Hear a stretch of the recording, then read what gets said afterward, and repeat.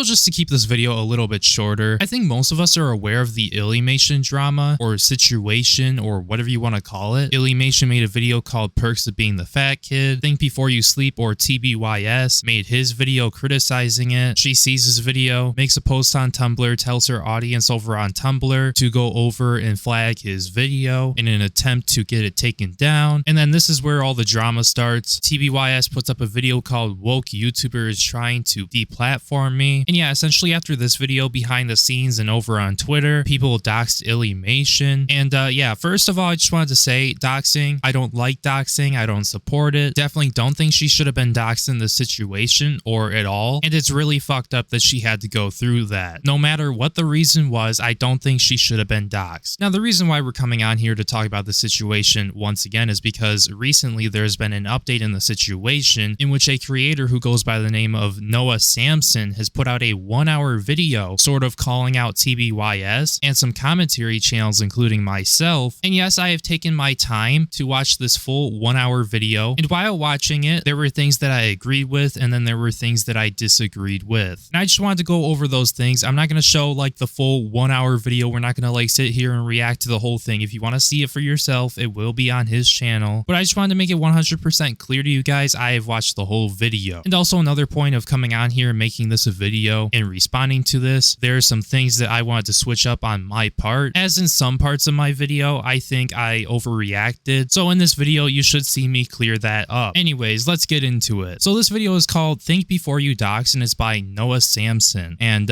yeah, here we go. I want to talk about how Shawn spends a good amount of his video insulting Illy's appearance under the guise of giving her tips on how to be more attractive. She could easily be considered attractive by most people if she just stopped wearing those grandma glasses, picked better clothes, learned how to style her hair instead of always leaving it flat to her head with maximum forehead showing, and watched some makeup tutorials. Yeah, I'll be honest here, without a doubt, that is really weird behavior. I mean, it was definitely him dogging on her, and I really don't think he should have did that, let alone be that harsh, because when I covered this, I didn't really showcase the original video where he was doing this. I covered the one that he made when he found out that Illymation was mass flagging him, or at least trying to. He spends a very high percentage of the video personally attacking Illy's appearance. Well, first of all, the fashion section was less than 10% of the content. It was 2 minutes and 45 seconds of a 37-minute video. Second, you also forgot to mention the part where I began that section highlighting Alyssa's good features to aim people's attention towards, and gave 2 examples of what she looks like when she styles herself correctly, and compare that to when she styles herself incorrectly. The reason I did that is because many people think they're ugly when they actually aren't. They just have bad fashion. I did a whole video about it here discussing multiple YouTubers who would look way better if they just took care of their appearance. Alyssa would be just as attractive as all the people she said she compares herself to in the Perks of Being the Fat Kid video if she just learned good fashion. Can we all see why you should watch a video before you rile up a hate mob? When you hear personally attacking Illy's appearance, there are a lot of ways that can be interpreted. Some of them can be cruel and malicious bullying. Others could be, hey, you're actually not ugly, just do these things here and you'll look great. Yeah, no, I definitely see where he's coming from here. Like, you can have bad style, you can take pictures like in really weird ways. Like, I see some people on social media like taking pictures of like their forehead and whatnot, like the view of their forehead. And I don't know, man, it's not really attractive to me, but I understand what he is saying. So in my video, I sort of agreed with this, but I didn't at the same time because I really didn't see this part from the original video. I'm not sure if I skipped through it or I just forgot about it or what, but that is a big mistake on my part. And I know that he didn't know, Noah didn't include this in his video, but I originally said something along the lines of that this was fair criticism. But I mean, seeing the way that he did it in his original video, the first video like this, definitely not something that I agree with him doing. And it's honestly just really weird behavior. And definitely if he felt this way, he could have like conveyed it in a better way over just flat out insulting her. I don't know how this video could be considered as anything other than enabling food addicts to not fix their health. So Illy's quotes here, that food is just food and you should eat whatever you want, were the most important pieces of evidence to Shawn's conclusion. Accordingly, they were represented in a few other places. In the thumbnail of his video, for example, Illy is holding a sign that reads, "Eat what you want," to an audience of children, while her avatar holds a milkshake and is depicted as being unstable. These quotes seem to be the real sticking point for other creators that covered his video. Food is just food. That is the stupidest thing I've ever heard. Clearly there's a couple of dumbass arguments that are open to be criticized. Well, actually, all food is the same. No, you fucking idiot. Of course, all food's not the same. Or she basically says there's no difference between eating a carrot and a cookie or whatever, pure gold. Did she actually say that? That's really funny. Yeah, I mean, the fat acceptance stuff is just gone way too far, I think. You give up on yourself, your goals, and that food is food. What you were proposing is very unhealthy and dangerous. What is your problem, you evil, life-destroying monster? You just ruined a bunch of young people's, especially girls' lives. So did she really say this? Is she really going to get people killed? Let's take a closer look at the evidence and find out. So one thing I noticed in Shawn's video is that there's a funny cut when he shows this clip. Right after the line, no matter how many calories, carbs, and sugars, the video skips just a bit. The s'more changes hands, the boy's blood sugar monitor, that's what this is. It just sort of appears on the chair. There's a break in continuity. So I went back to Illy's actual video and see if you can spot what he decided to cut from the sequence. No matter how many calories, carbs, sugars, whatever is in it. Unless you have life-threatening allergies or dietary restrictions to follow, you should feel free to eat whatever food you want to without beating yourself up about it. So immediately before she says that faded line, eat whatever you want, she added a caveat. She said, unless you have life-threatening allergies or dietary restrictions to follow. While this line is being delivered, you can also see on the screen that the boy who has diabetes is taking a reading of his blood sugar and then gets the green light. So he's good to go for having a s'more with his friends without throwing his blood sugar out of whack. This line, as well as the depiction on screen, is an acknowledgement that there are some exceptions to her statement, which would include, for example, a diabetic person's blood sugar imbalances, or most importantly for Shawn's conclusion, the dietary restrictions recommended to morbidly obese people. He just cut that line line right out. Now, even though he did misrepresent what she was saying in her video, and he did do a little bit of deceptive editing, personally, in my opinion, I don't agree with what she is saying here. Unless you have life-threatening allergies or dietary restrictions to follow, you should feel free to eat whatever you want to. Like, no, I don't think that that should be the case. Like, oh, just because I'm healthy and I'm thin and whatnot, and I'm not overweight or obese, I should feel free to eat whatever I want to. Like, you should still want to be healthy and eat like the good things, and not just, oh, whatever you would like to, because, oh, you don't have dietary restrictions or life-threatening allergies. Like, I definitely do believe that these things, like these sweets and stuff like that, and like fast food, like those things should be eaten in like moderation. Now, I guess maybe I'm misunderstanding this a little bit, or maybe I'm not, but just in the case that I am, I believe that if you're healthy and you have a good balanced diet and you're active, you definitely should be able to eat and feel free to eat whatever you would like to, in terms of like sweets and fast food and like things that aren't necessarily as good for you. But one extra thing that I would like to add here is, like, you know, don't just eat that kind of food. Like, actually have a healthy diet, you know, and try not to eat the bad things all the time, because if you do that, that could contribute to you potentially becoming unhealthy or obese. Now, anyways, I don't want to sit here all day and review like every little aspect of, oh, he edited this little part out, he edited this little part out, because from the last part that he misrepresented, I don't really think it was the biggest deal. Sure, he shouldn't have done it, but it didn't really change the overall point. And I'm not really here to talk like specifically about her video, let alone that her video was implying that she's fat or that she was fat in middle school when she never really was. So that's something I will not understand for the life of me. But yeah, let's get on to the part where Noah talks about the doxing and some of the parts where I show up in his video. Okay, so the second idea that Shawn fabricates in his videos is that Illy tried to deplatform him. Deplatform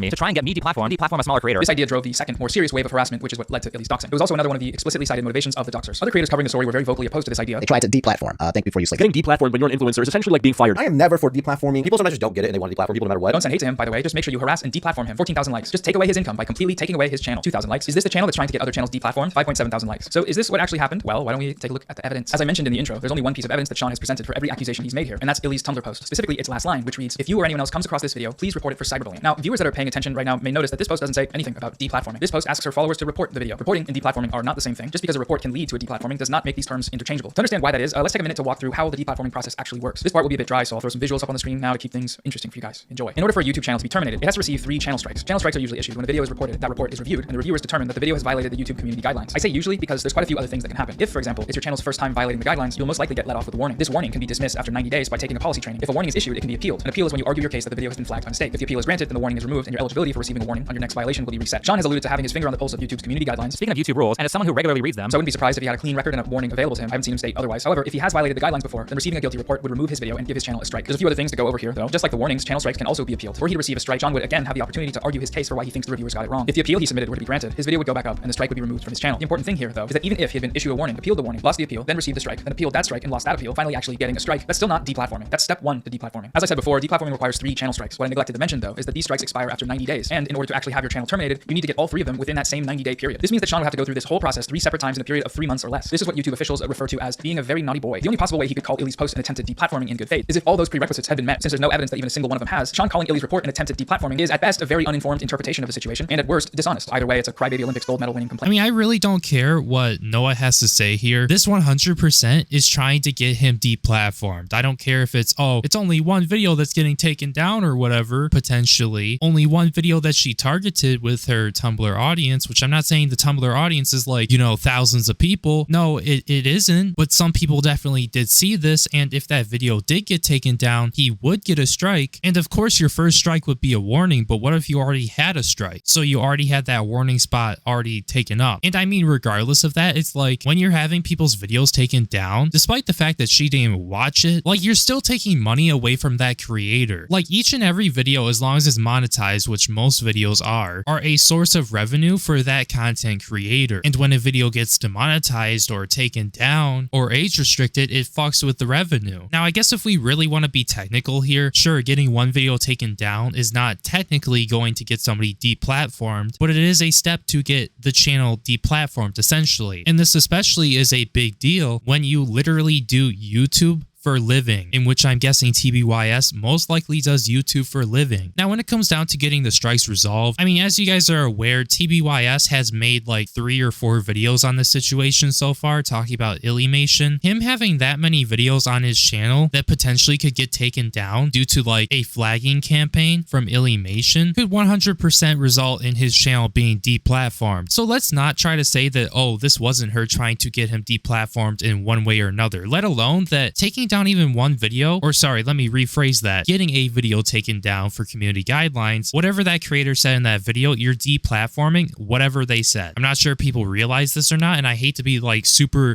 technical about it, but you in a way are deplatforming something from this creator, which is that video that had those criticisms and those arguments. Like, sure, he shouldn't have acted the way he did, especially when he decided to insult her appearance, and there are other things wrong about the video, but I don't think the video should have been taken down. We'll talk more about that later. So one of the other claims being made to justify this deplatforming accusation is that Illy asked Shawns' channel to be mass flagged. She asked for millions of followers to report the video, and this is an especially serious threat to Shawns' livelihood. Told people in her massive 2.5 million person following, my channel is on the line because Alyssa has millions of followers. But this too is false. In terms of YouTube's review process, mass flagging doesn't actually do anything. The amount of flags that a video receives has no bearing on the reviewer's decisions. Here's YouTube's global head of trust and safety, Matt Halpern, explaining that. It doesn't matter whether there's one flag, 1,000 flags, 10,000 flags. It literally makes no difference into how the evaluation works, whether content should stay up or stay down. Here's this guy from YouTube's Creator Insider channel saying the same thing. Sometimes a video with lots of flags is a result of what the team calls brigading, meaning a large group of people have tried to gang up on the video in an attempt to take it down, even though it doesn't violate a policy.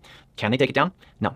Again, all videos are evaluated under the same policies, no matter how many flags they have. This term, mass flagging, makes it sound really scary. Mass flagging, oh, it's a massive, huge flag, but it's not. It doesn't affect the review decision. The other point here, though, on mass flagging is that even if it did affect the review system, it wouldn't actually matter in this case because this wasn't mass flagging. The figure being thrown around, her 2.5 million subscribers, it's false. It's literally not true. Illy made this post on Tumblr. At the time of posting, her Tumblr account had 2,400 followers. She didn't post about it anywhere on YouTube. This number, 2,400, is less than 0.1% of her YouTube subscribers. Shawn must have known this too, because, I mean, firstly, even though Tumblr doesn't display followers publicly, followers never transfer evenly between platforms. But mainly because in the screenshot he shows in his video, Illy's post had 97 notes. 97. That's 0.01% of the supposed army of 2.5 million woke orcs. When it comes down to people mass reporting a video, or just in general how YouTube claims, oh, the amount of reports on a video doesn't really determine that it should be taken down or whatnot, I'm gonna have to call bullshit on that one, because are we really gonna sit here and believe YouTube when they say, oh, the amount of reports on a video doesn't change whether or not it will get removed or not? I mean, when you have multiple reports on a video, you're just gonna sit here and tell me, oh, that's not gonna make a difference in whether the video gets taken down or not, when for those multiple reports, you're probably gonna have multiple people looking at like different reports. Like, just because YouTube says that, oh, the amount of reports on a video doesn't matter or whatever, I don't believe them, because I have seen creators get taken down for mass flagging before, and in some instances they were falsely taken down and banned for this. Not subtle. The third and final element to this deplatforming accusation is the implication that Illy was a false flagging. By rallying her audience to falsely flag Think Before You Sleep's video. Send your fans and friends to false flag another individual. She was false flagging his channel, being malicious and trying to get the video taken down for whatever you can. People make fun of the leafy style gaming background footage, but I like it, to be honest. I think it's fun. A lot of shapes and colors and bright lights on the screen. It's engaging. Now, okay, when it comes down to my opinion on this being false flagging, that opinion still does stand, and I do believe that this was false flagging, because even though he did insult her a little bit in his video, you guys saw what I'm talking about, I showed it earlier in the video, the whole video was not just straight up harassment and bullying. There were a few specific parts that were like doing the insults and stuff, but that was not the whole video, and making one video on a creator and their video, giving your criticisms about that video, definitely in my opinion, is not harassment and bullying. Harassment and bullying would be like repeatedly doing what he was doing over and over and over again, while hurting somebody in the process, either physically or emotionally. So yeah, no, to report the video for harassment and bullying would definitely be a false report, and that opinion of mine still stands. Now, the one that doesn't really stand is her doing it maliciously, because according to this, I wouldn't really say, looking back on it, this proves that what she was doing was malicious. But what I think happened, and I didn't know this at the time because of course I'm not in her shoes, and I'm not receiving all this hate like how she was, but honestly, if I were in her shoes and a video was made on me like this, and this person's audience just came over brutally destroying me in the comments, saying really hateful things on top of the doxing, I would probably want to do the same thing and get rid of whatever the source is of the harassment that I am receiving from this person's audience. So yeah, I definitely do not think that it was like 100% malicious. It's something that I've rethought, and I take that back, and I believe I was wrong there. Enjoy. So now we're down to just the final argument, which is that Illy's report was false flagging because she didn't even watch the video before reporting it. She went solely off of her friend's biased summary, and that's a false flag because she didn't even know what he said. Make sure to not watch it before doing that, by the way. Go and report his video that I didn't even watch up to that point. She hasn't even watched. She didn't even watch the video, and she even said this herself. This last argument is purely a moral one, right? Because it has no grounds within the guidelines. There's nothing in the rules that says you can't report a video based on a rundown from a trusted source. They don't make you plug in an eye tracker and play the full thing before you click flag. The moral claim here is that you should hear out the criticism. It's the right thing to do. Until you do, you have no idea what he's saying, whether or not not it's actually bullying, and who knows? Maybe he has a point. Maybe it's worth listening to. Since this is a strictly moral question, there's no real objective way to answer it, so I'll just give my opinion. No, Illy didn't ask for this criticism. His video was totally unsolicited. That doesn't mean I think Shawn shouldn't be allowed to make his video, but I also don't think that Illy should be expected to sit through it either, especially given the immediate abundance of evidence that the video inspired a harassment campaign. It doesn't strike me as some giant leap in logic for her to assume that it may have been made in bad faith. Personally, knowing that she was receiving all of this hate and she was being doxxed behind the scenes, it's totally understandable on why she just reported the video, let alone that her friend gave her a rundown. And it makes total sense after hearing the rundown on why she would report it as harassment and bullying. And now it's easy to understand why she didn't want to watch the video and why she didn't want to hear any of the criticisms that he had for her, because based off of everything, it looked like it was a terrible video that was actually 100% just hating and harassing her and bullying her. Totally understandable. And I definitely hear this out. The way she acted makes total sense. And I feel like since I didn't hear too much of her side of the story and what was going on with her, I was more focused on the fact that she was essentially false flagging his videos. And if you don't know anything about the commentary community, when somebody's false flagging people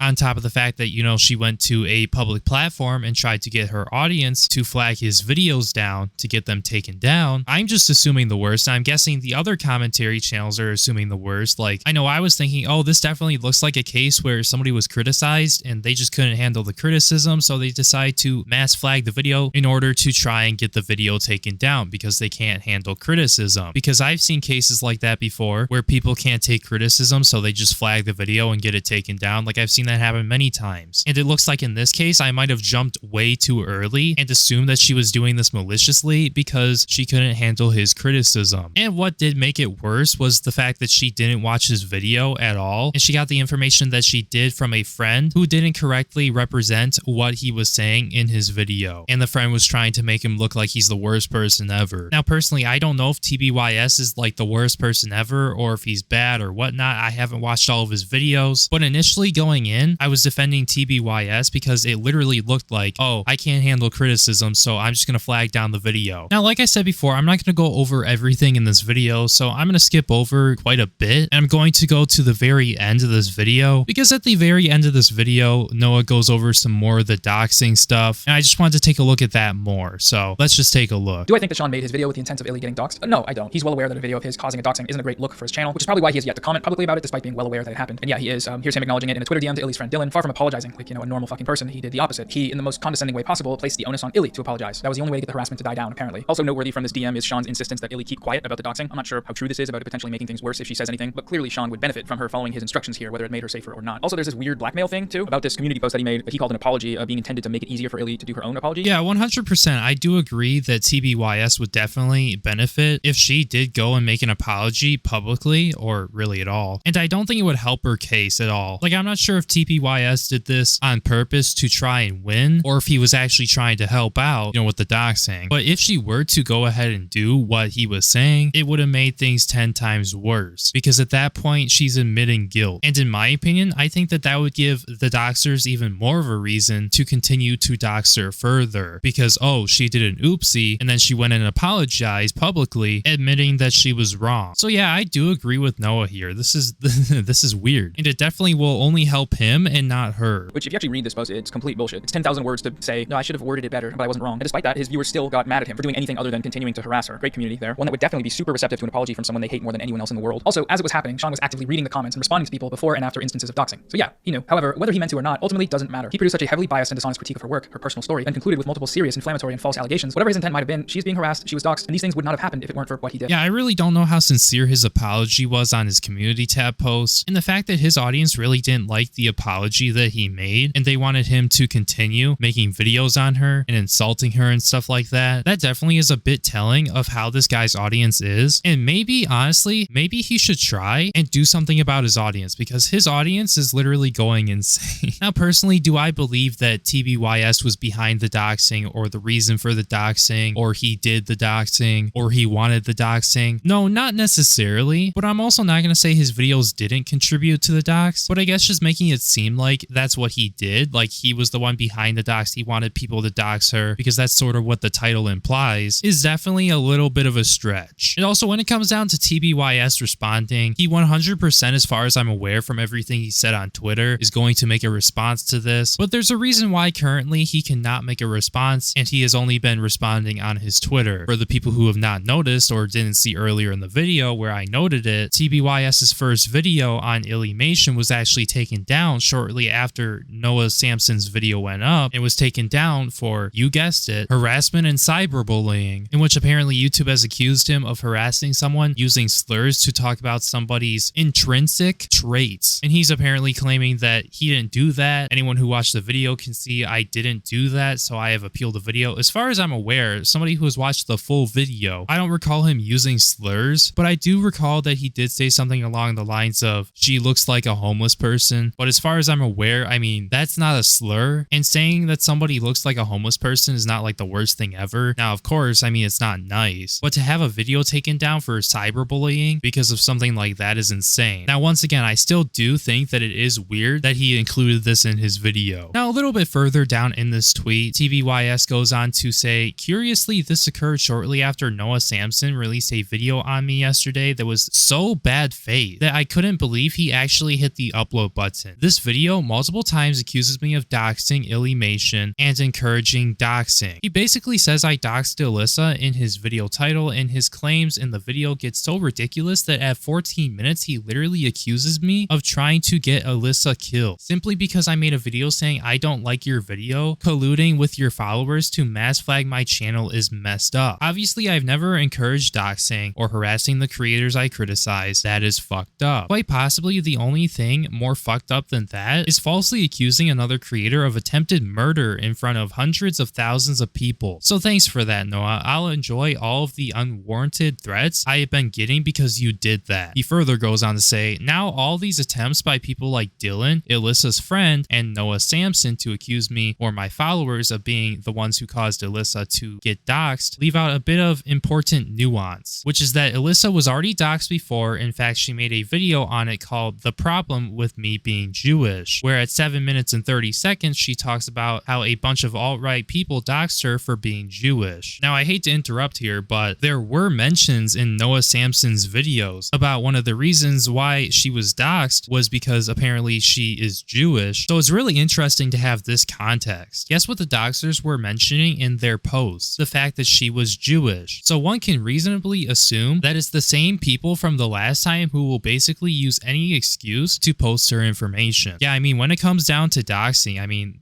there really doesn't have to be any reason for a person to be doxed. Like, if people want to do it, they'll do it. I've seen many people get doxed, and I've seen some pretty bullshit reasons for people getting doxed. But that's enough of talking about that. I will also mention that this behavior occurred weeks after my second video on Alyssa was created, and only after a ton of other channels, including some small and radical ones, covered. So any suggestion that people in my audience had anything to do with this is patently ridiculous, especially considering that I've been criticizing people for years and no one I have covered has been doxed except for a person who already admitted to being doxed years prior by a bunch of dipshit racists. That all said, it's sad that Alyssa was doxed. I hope she is okay, and I hope she remains okay. The reason I didn't initially talk about the dox is because talking about it basically signal boosts the fact that someone got doxed to all the assholes who think doxing is okay. That is true. That's why I tend to not talk about people getting doxed on my videos, because I really don't want to spread that too much. I mean, in some cases I might mention it because I think it's fucked up, but most of the time when something like that happens, you don't want to like announce it to the world because it just makes the situation even worse. So I do agree with that. The only thing you can really do in the face of a dox is make reasonable attempts to protect yourself, ignore it, and wait until people lose interest. It is very unfortunate that there are basically no laws against it. However, that has been changing over the past few years. Doxing should result in prison time. In case Alyssa doesn't know this, I will add that doxing is actually now illegal in California, so you might get a different response than you got last time if you try to do something about it. Lastly, I cannot emphasize enough on how dangerous of a precedent it sets if the strike on my video stays. No YouTube rules were broken, no racial slurs were used, no harassment or cyberbullying was encouraged. Literally tons of creators give the kind of commentary I gave in my video on Illymation, including Noah Samsen, and what this basically says says is, fuck the rules. If the creator you criticize doesn't like you and has powerful enough friends, we will hurt your channel. Ilyssa is well connected with powerful people and is a featured creator at vidcon. So as I said in one of my Illymation videos, YouTube regularly ignores the 3-strike policy and has banned quite a number of channels over the years that have no prior offenses. This includes Leafy, if you guys know Leafy. I remember when that happened in 2020. So yeah, what TBYS is saying here is definitely valid, and I'm not saying that because I like TBYS, but what he is saying is actually true, and it's not really something I brought up in this video until now when TBYS was mentioning it, but literally YouTube is not consistent in enforcing their policies on their platform, because in my days here on YouTube, I have seen people just instantly get terminated for no reason, no strikes at all, just instantly removed from the platform. But anyways, moving on. That is why this is not a simple, oh no, you got a strike, just wait 3 months, as Noah claimed. Also, another thing I forgot to mention is that he has to wait 90 days for that strike to get resolved, and if he happens to get another one within that 90-day period, that clock of 90 days restarts. And I think I also mentioned earlier, when you get a strike and not a warning, the first strike is a 7-day ban where you cannot post on your YouTube channel, and the second strike is 14 days of not being able to upload on your channel. This could end up being far more serious over time, which is why I initially made a big deal about it. Yeah, 100%, I understand it. Let alone that now you have 1 strike on your channel and literally 2 more strikes and you're out. You're done. You're terminated. Now, this is an update to his tweet apparently, and he goes on to say, good news everyone. I didn't notice this, but before I even posted this Twitter message, YouTube had already rejected the appeal. You can see here that they gave me the strike at 5:14 a.m. and they rejected the appeal at 5:43 a.m. almost immediately after I sent it. Keep in mind that it took me about 15 to 20 minutes to get to the point where I sent the appeal, and this video is 36 minutes and 58 seconds long. So basically what he's trying to say here is that YouTube didn't really review his video. They kind of just denied his appeal for who knows what reason either. And it really isn't surprising because YouTube does this actually quite a bit. Here's the best part. When I go to the review tab in YouTube Studio, I get a message saying, we've looked at your content again carefully. Yeah, very carefully, right? And have confirmed it does violate community guidelines. LOL, how can you review my content carefully if your reviewer didn't even have enough time to watch the video? Are we seeing the reoccurring theme around all of this stuff? Yeah, it's just ridiculous how YouTube works, and I'm really not surprised that they did this. And I really don't think that he deserved to have his video taken down. I think that this is kind of ridiculous. Now, at the same time, I feel for Illymation, and I definitely wish she did not get doxxed. I don't wish doxing on anybody, but I definitely do not think that he should have had his video taken down once again. And this whole drama situation has been the biggest dumpster fire. I'm not even gonna lie here. And I hope that I clarified some things in my video and I fixed some of my mistakes in here. If there's anything that I missed or any opinions you have against my video, whatever, make sure you leave it down in the comment section down below. I will most likely cover TBYS's response video if he doesn't get terminated before then. But for now, I think I'm gonna wrap up this very long video right there. Thank you guys so much for watching. If you happen to enjoy the video, make sure you like, comment, and subscribe so it helps promote the video more in the algorithm so more people will see it. Thank you guys so much for being a member to the channel. Your support really means the world to me, and I really do appreciate it. Now, with all that being said, I hope Illymation is doing good. Definitely did not deserve to be doxxed, but also at the same time, I do not believe that TBYS should have had his video taken down, so I hope that this all gets resolved and these two can go their separate ways. My name is Breone, and I will see you in my next video. Peace!